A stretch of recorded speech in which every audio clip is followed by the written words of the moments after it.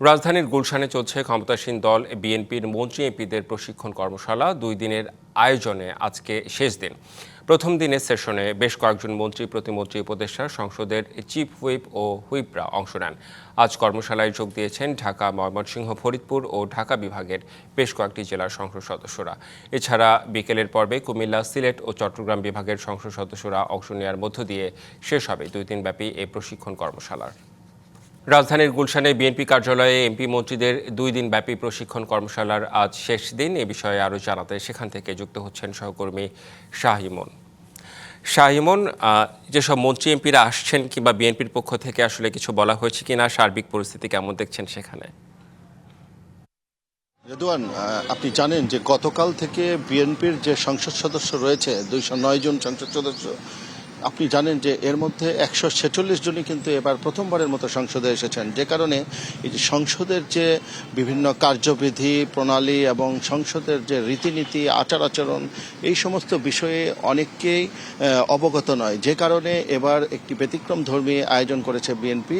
সেটি হচ্ছে যে বিএনপির যে সংসদ সদস্য রয়েছে, যে আগামী 12 মার্চ থেকে যে সংসদ অধিবেশন শুরু হবে, সেখানে এই বিষয়গুলোকে অবহিত করার জন্য, অর্থাৎ সংসদের নানা আচার রীতিনীতি, সংসদের নানা বিধি প্রণালী যেগুলো রয়েছে সেগুলো সম্পর্কে অভিহিত করার জন্য একটি 2 দিনব্যাপী একটি প্রশিক্ষণ কর্মশালার আয়োজন করেছে। তার আজকে হলো দ্বিতীয় দিন। তো সকাল থেকেই 9টা থেকে আমরা দেখতে পেরেছি যে আজকে ঢাকা বিভাগ, ফরিদপুর এবং ময়মনসিংহ সহ ঢাকা বিভাগের বেশ কিছু জেলার যে সংসদ সদস্যরা রয়েছে তারা আজকে সকাল থেকে এসে এখানে যোগ দিয়েছেন।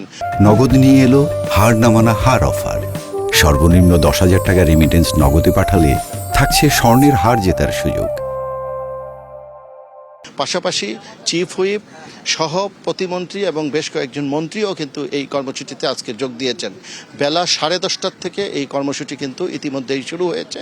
এই মুহূর্তে কর্মসূচিটি চলছে এবং এই কর্মসূচিটি বেলা 12:30 থেকে 1টা পর্যন্ত এই কর্মসূচি চলবে এবং পরবর্তীতে বিকালের সেশনে আরেকটি কর্মসূচি রয়েছে। সেখানে কুমিল্লা, সিলেট এবং চট্টগ্রামের যে সংসদ সদস্যরা রয়েছে তারা সেখানে অংশ নেবে। এইভাবে আজকে এই সন্ধ্যা পর্যন্ত এই কর্মসূচির মধ্য দিয়ে মূলত 2 দিনের যে এই প্রশিক্ষণ কর্মসূচি রয়েছে সেটি আজকে সমাপ্ত হবে। আর আরেকটি বিষয় বলি, সেটা হচ্ছে যে প্রধানমন্ত্রী তারেক রহমানের এখানে এসে আজকে যোগ দেওয়ার কথা ছিল, কারণ গতকালও উনি এখানে যোগ দিয়েছিলেন। কিন্তু কিছুক্ষণ আগে আমরা জানতে পেরেছি যে প্রধানমন্ত্রীর আরও একটি প্রোগ্রাম রয়েছে তেজগাঁ প্রধানমন্ত্রীর কার্যালয়ে, যে কারণে উনি আজকের এই প্রোগ্রামে উপস্থিত হবেন না। তবে চিফ হুইপ, মন্ত্রী, প্রতিমন্ত্রী এবং জাইমা রহমান বর্তমানে এই কর্মসূচিতে অবস্থান করছেন।